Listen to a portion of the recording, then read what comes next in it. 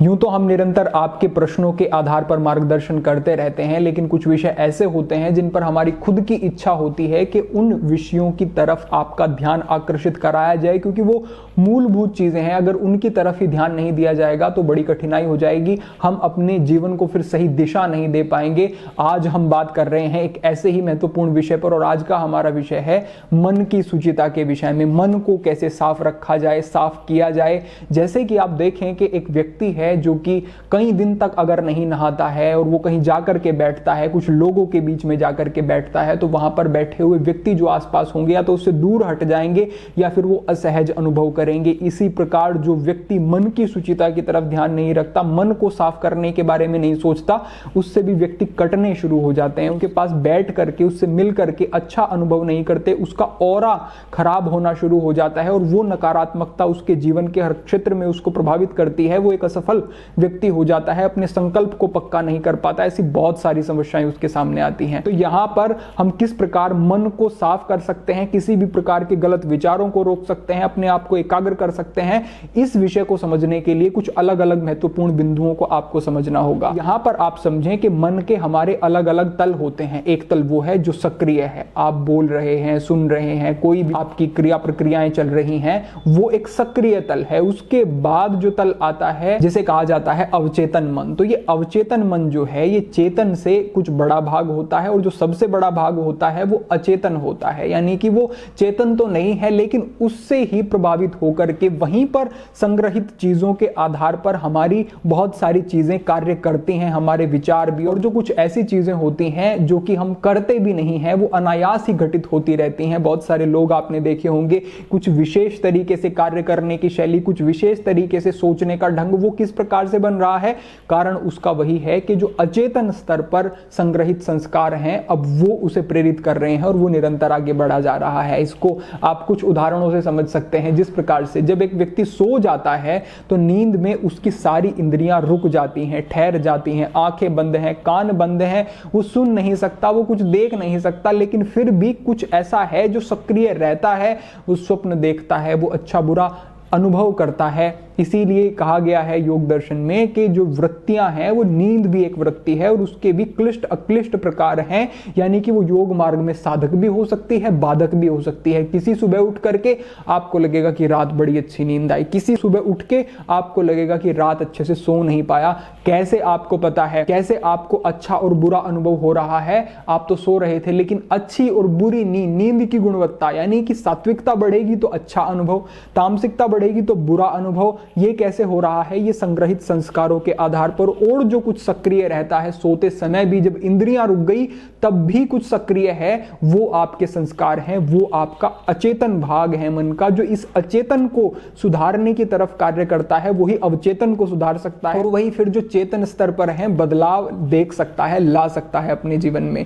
इसको और अधिक स्पष्टता से समझने के लिए, अब जिस प्रकार एक बच्चा है, उस बच्चे ने अभी तक बहुत अधिक संस्कार अर्जित नहीं किए हैं, अब वो जैसा कुछ सीख रहा है, वो कहां से सीख रहा है? कुछ गलत, कुछ अशुभ सिखाने के लिए कोई स्कूल नहीं है, कोई प्रशिक्षण केंद्र नहीं है।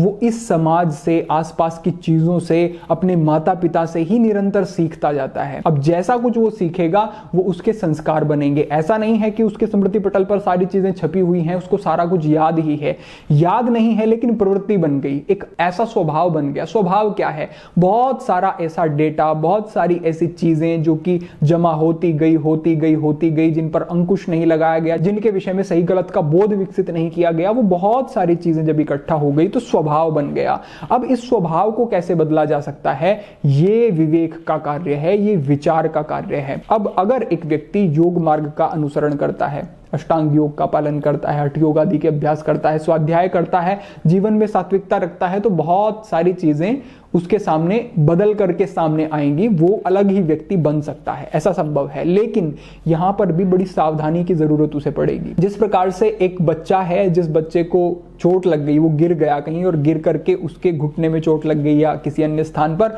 अब वो देखता है कि मेरे आसपास तो कोई दूसरा ऐसा व्यक्ति नहीं है, मेरी माता नहीं है, पिता नहीं है, कोई दूसरा परिवार का सदस्य नहीं है जिसे मैं बता सकूं कि मुझे चोट लगी है। वो उठता है और उठ करके फिर आगे बढ़ जाता है।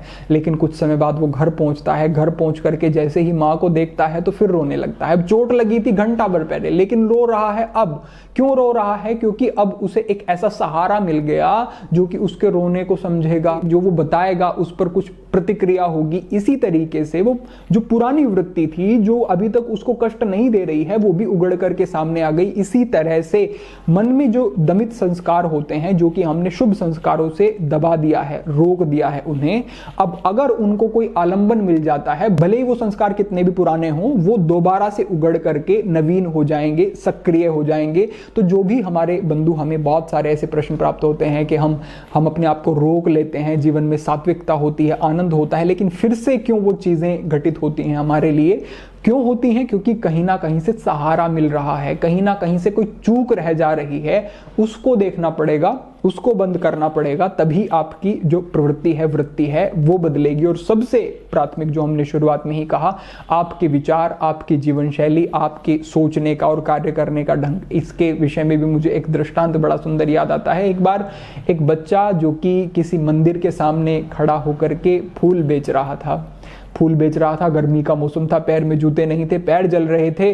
अब वहां पर एक व्यक्ति आता है और देखता है कि बच्चे के पैर जल रहे हैं, बड़ा परेशान हो जाता है देख करके और सोचता है कि मैं इसके लिए जूते ला करके देता हूं। वो बड़ी तीव्रता से वो शहर जाता है और वहां से जूते खरीद करके लाके और उस बच्चे को देता है। बच्चा जूते देख करके बहुत ज्यादा खुश होता है। अब जैसे ही जूते देखता है, पहनता है, तो उस व्यक्ति का हाथ पकड़ के वो बच्चा कहता है कि क्या आप भगवान हैं?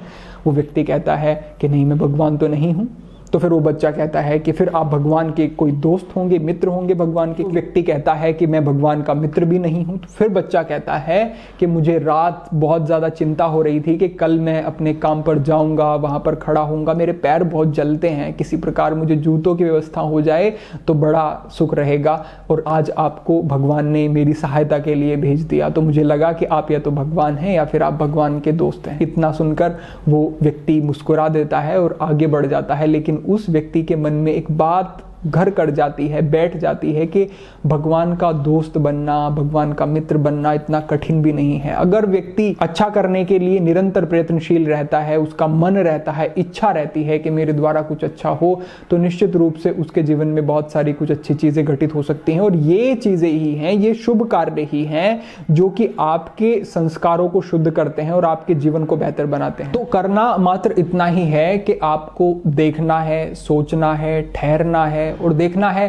कि क्या वो कुछ कार्य मैं कर सकता हूं जो कि मेरे द्वारा कुछ अच्छा हो सकता है, किसी दूसरे व्यक्ति का हित हो सकता है, कुछ ऐसा हो सकता है जो कि मेरे मन को शांति दे, मेरे संस्कारों को शुद्ध करे।